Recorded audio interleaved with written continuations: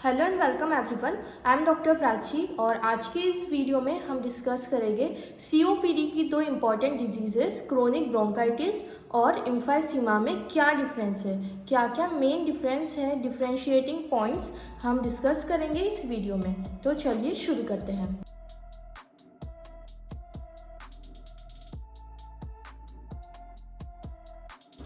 Number 1 location की बात करें तो क्रोनिक ब्रोंकाइटिस ब्रोंकस में होती है, जो लार्ज एयरवेज है लंग्स की ब्रोंकस उनमें होती है। वही हम बात करें एम्फाइसीमा की तो वो एल्वुलाइज में होती है। एल्वुलाइज क्या है? जहाँ पर गैसियस एक्सचेंज होता है, O2 CO2 इनका एक्सचेंज होता है। ओके, सो एल्वुलाई क्या है? स्मॉलेस्ट यूनिट है और ब्रोंकस क्या है?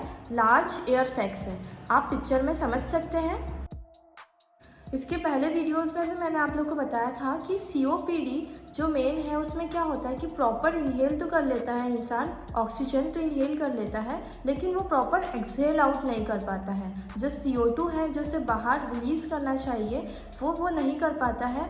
ऐसा इसलिए होता है क्योंकि ऑब्स्ट्रक्शन क्रिएट हो जाता है एयरवेज में, इसीलिए इन्हें क्रोनिक ऑब्स्ट्रक्टिव पल्मोनरी डिजीज कहते हैं। क्रोनिक ब्रोंकाइटिस में जो ऑब्स्ट्रक्शन क्रिएट होता है वो ब्रोंकस में होता है। ब्रोंकस में भी ओवर सिक्रीशन ऑफ म्यूकस का सिक्रीशन ज़्यादा हो जाता है, इसके कारण ऑब्स्ट्रक्शन क्रिएट होता है और जो CO2 बाहर रिलीज होना चाहिए वो नहीं हो पाता है। वही अगर हम बात करें एम्फाइसीमा की तो इसमें क्या हो रहा है? एल्वुलाइज में क्या हो रहा है? परमानेंट डायलेटेशन हो रहा है और एल्वुलाई की वॉल डिस्ट्रक्ट हो रही है, जिसके कारण एक्सहेल नहीं कर पा रहा है इंसान प्रॉपरली और CO2 रिलीज नहीं कर पा रहा है।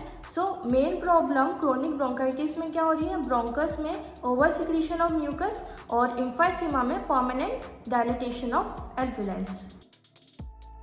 सीओपीडी की एटियोलॉजी की अगर हम बात करें कि सीओपीडी किस कारण से होता है, तो क्रोनिक ब्रोंकाइटिस और एम्फाइसीमा दोनों का ही कारण सेम है, स्मोकिंग एंड एयर पॉल्यूशन। इन दोनों की वजह से ही क्रोनिक ब्रोंकाइटिस होती है और एम्फाइसीमा होता है। तो आप एग्जाम में लिख सकते हैं causative factor smoking and air pollution. Fourth point is pathogenesis. तो दोनों की पैथोजेनेसिस में क्या डिफरेंस है? क्रोनिक ब्रोंकाइटिस में सिलियरी मूवमेंट इम्पेयर्ड हो रहा है, ठीक है। तो जो पूरा एयरवेज है उसमें म्यूकस फील्ड है, पूरा ब्रोंकस में म्यूकस फील्ड है, तो वो प्रॉपरली उसे क्लियर नहीं कर पा रहा है। जो सिलियरी मूवमेंट्स है वो कैसे हो गए? इम्पेयर्ड हो गए हैं। वही हम बात करें अगर एम्फाइसीमा की तो उनमें क्या हो रहा है? एल्वुलाई का डिस्ट्रक्शन हो रहा है। और ये एल्वुलाई का डिस्ट्रक्शन क्यों होता है? क्योंकि एक एंजाइम रहती है अल्फा एंटीट्रिप्सिन 1।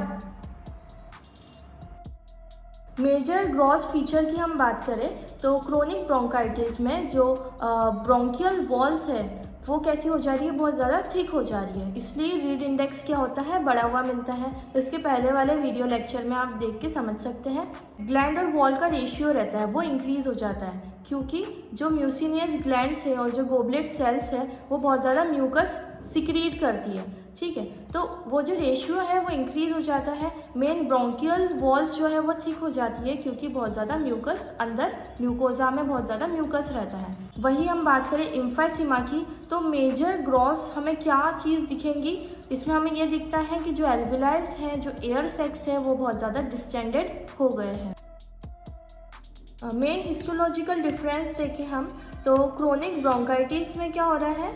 हाइपरप्लेजिया हो रहा है म्यूसिनियस ग्लैंड्स का, ठीक है। हमने देखा था कि म्यूसिनियस ग्लैंड्स और गोबलेट सेल्स इनका हाइपरप्लेजिया हो रहा है, इसलिए वो म्यूकस ज़्यादा सिक्रीट कर रही है। तो ये हिस्टोलॉजी में हमें दिख जाती है ओवर एक्टिविटी ऑफ म्यूसिनियस ग्लैंड्स, ठीक है। वही अगर हम बात करें एम्फाइसीमा की तो हम देखते हैं हिस्टोलॉजी में कि एल्वुलाई का जो सेप्टा है वो ब्रोकन हो जाता है। Broken alveolar septum. Major clinical features अगर देखें तो क्रोनिक ब्रोंकाइटिस में परसिस्टेंट कफ रहता है, एक्सपेक्टोरेशन भी बहुत ज़्यादा रहता है, ओके। वही हम बात करें एम्फाइसीमा की तो यहाँ पर क्या होता है? एक्सर्शनल डिस्निया मिलता है, मतलब सांस लेने में दिक्कत होती है जब भी कोई एक्सर्शन करते हैं, कोई एक्सरसाइज या ऐसी कोई एक्टिविटी करते हैं तो उन्हें डिस्निया होता है। और क्रोनिक ब्रोंकाइटिस में क्या हो रहा है, परसिस्टेंट कफ रह रहा है और उसमें बहुत ज़्यादा म्यूकस भी, बहुत ज़्यादा स्पूटम, बहुत ज़्यादा एक्सपेक्टोरेशन निकल रहा है। तो हम क्लिनिकली कैसे डिफाइन करते हैं क्रोनिक ब्रोंकाइटिस को, तो अगर कोई पेशेंट है जिसे परसिस्टेंट कफ बना हो रहा है 3 महीनों तक, ठीक है, परसिस्टेंट कफ है, उसके साथ में एक्सपेक्टोरेशन भी है, क्योंकि क्रोनिक ब्रोंकाइटिस में क्या हो रहा है, ओवर सिक्रीशन ऑफ म्यूकस हो रहा है, तो परसिस्टेंट कफ विथ एक्सपेक्टोरेशन जो कि लगातार 3 महीनों तक हो रहा है और ये चीज़ 2 साल तक हो रही है। फॉर एग्जांपल एक पेशेंट है जिसे 2020 में अप्रैल, मई, जून ये 3 महीने तक कफ रहा, फिर 2021 में भी जुलाई, अगस्त, सितंबर 3 मंथ तक के कफ रहा। तो अगर ये एक्सपेक्टोरेशन के साथ, तो ये डेफिनेशन फुलफिल करता है क्रोनिक ब्रोंकाइटिस की। उसे फिर हम डायग्नोज करते हैं कि ये क्रोनिक ब्रोंकाइटिस का पेशेंट है, ठीक है। इसकी डेफिनेशन बहुत ज़्यादा इंपॉर्टेंट है क्रोनिक ब्रोंकाइटिस की। इसके अलावा जो क्रोनिक ब्रोंकाइटिस के पेशेंट रहते हैं उन्हें ब्लू ब्लोटर्स कहा जाता है। क्यों? क्योंकि वो CO2 बाहर वॉश आउट नहीं कर पाते हैं, जिसके कारण partial pressure of carbon dioxide blood में इंक्रीज हो जाता है और साइनोसिस देखने को मिलता है। साइनोसिस यानी ब्लूइश डिस्कलरेशन, ओके। सो साइनोसिस मिलता है, साइनोसिस यानी ब्लू कलर के, सो इन्हें क्या बोलते हैं, ब्लू ब्लोटर्स बोलते हैं। इसके साथ साथ जो पेशेंट रहते हैं क्रोनिक ब्रोंकाइटिस के, वो बहुत ज़्यादा ओबेस रहते हैं। क्रोनिक ब्रोंकाइटिस के पेशेंट ओबेस रहते हैं, मोटे रहते हैं। वो इसलिए रहते हैं क्योंकि जो partial pressure of carbon dioxide जब बढ़ता है तो हंगर सेंटर प्रॉपरली काम नहीं कर पाता है, जो कि हमारे ब्रेन में प्रेजेंट है, वो प्रॉपरली काम नहीं कर पाता है और पेशेंट को ज़्यादा भूख लगती है तो वो ज़्यादा खाता है। इसलिए ये पेशेंट ओबेस रहते हैं और इन्हें क्या बोलते हैं, ब्लू ब्लोटर्स कहा जाता है। इसके साथ साथ इनके ब्लड में ऑक्सीजन का लेवल कम रहता है, हाइपोक्सीमिया मिलता है और जो कार्बन डाइऑक्साइड है उसका लेवल इंक्रीज मिलता है, तो इन्हें हाइपर कैप्निया होता है, ठीक है।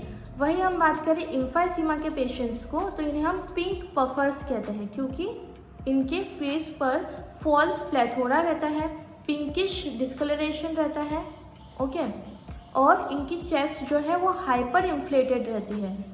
इनकी चेस्ट को हम बैरल शेप्ड चेस्ट कहते हैं क्योंकि एल्वुलाइज क्या है, पूरे डिस्टेंड हो गए हैं, परमानेंट डिस्टेंडेड मिलते हैं, डायलिटेशन हो गया है, तो इसलिए चेस्ट भी बड़ी हो जाती है, बैरल शेप की दिखती है एक्सरे में, okay. So this is all about the chronic bronchitis और इम्फाइसीमा, इन दोनों का डिफरेंस। आई होप कि आप लोगों को समझ में आया हो।